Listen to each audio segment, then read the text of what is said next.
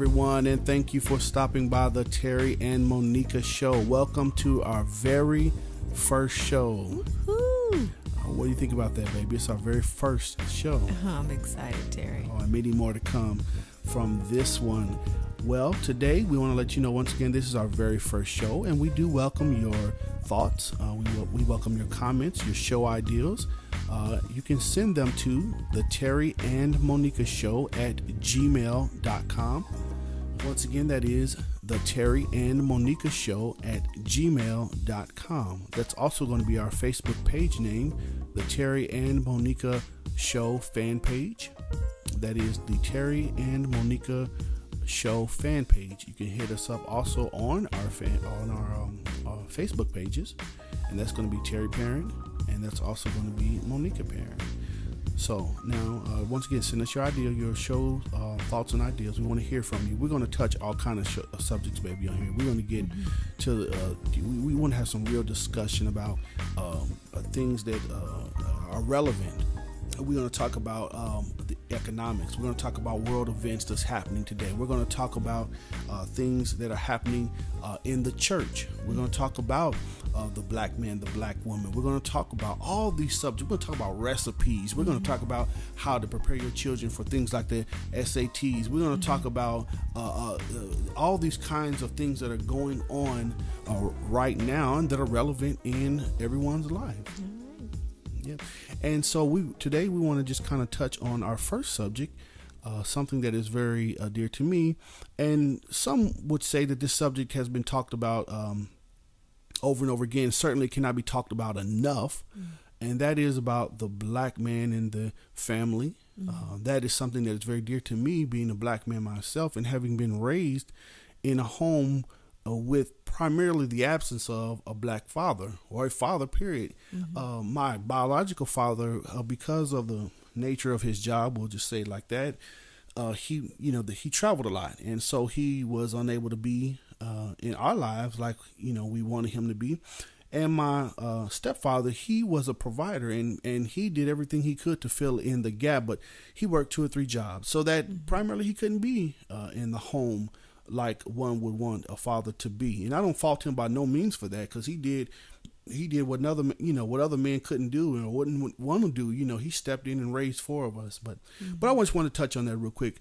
What that meant to me. There's a book that I'm writing called Why Men Wear Undershirts.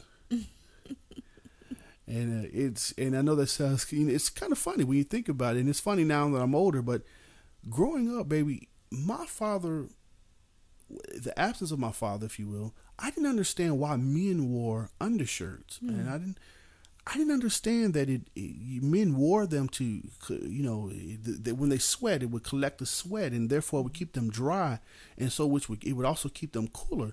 In my mind, I was thinking they were crazy because they were wearing double layer shirts. And it wasn't until I was a grown man that I understood why men wore undershirts. And to somebody else who for whatever reason, maybe they didn't have a father, but somebody else stepped in and told them, or maybe somebody else, I didn't know. And it's those kinds of things that men miss out on growing up, things like that. And they grow up and they're trying to figure these things out. Your father, you are a black woman. You're not a black man, of course, but you're a black woman. And so you were raised in a household with the father. Right.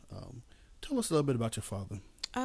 My father he was a career military, 20 years in the Navy. He retired as a senior chief petty officer. So far, he's gone on to earn a couple bachelor's degrees, couple master's degree, and he just recently earned his doctorate. Wow. Yeah. He just earned his doctor's degree. He did. Wow. And your father, how long was he in the military? 20 years. 20 years. And I'm sure him being focused in on that. I know he couldn't have been there all the time that you wanted him there, but he was there in the home. His presence was very much felt in the home. Very much so. Very much felt in the home. Let me ask you this. So when you were growing up and you saw other families that had the father he was either, if they were absent Mm-hmm. from the home and your Mm-hmm. father was in the home, did you feel in some ways advantaged? Did it even phase you at all? Did you even think about it when you were growing up?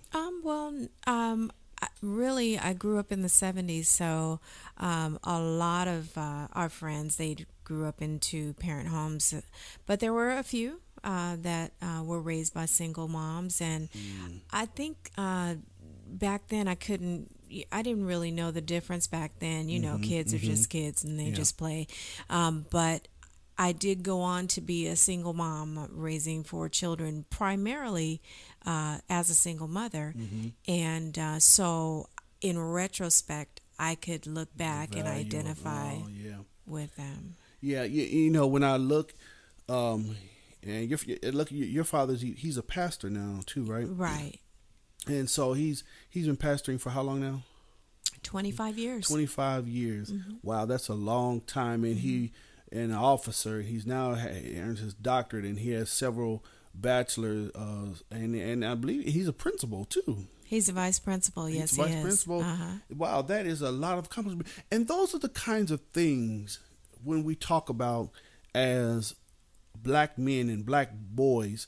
There is some little black boy that is looking at him, and he doesn't even have to say a word to him, but he's drawing inspiration for the future by seeing that.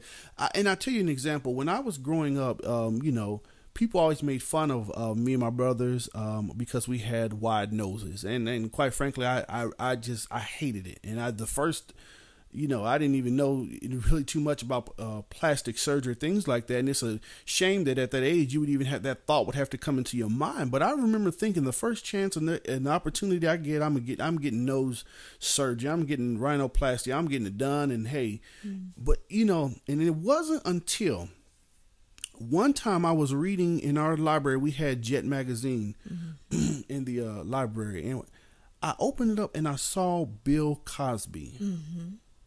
And Bill Cosby inspired me without even having to say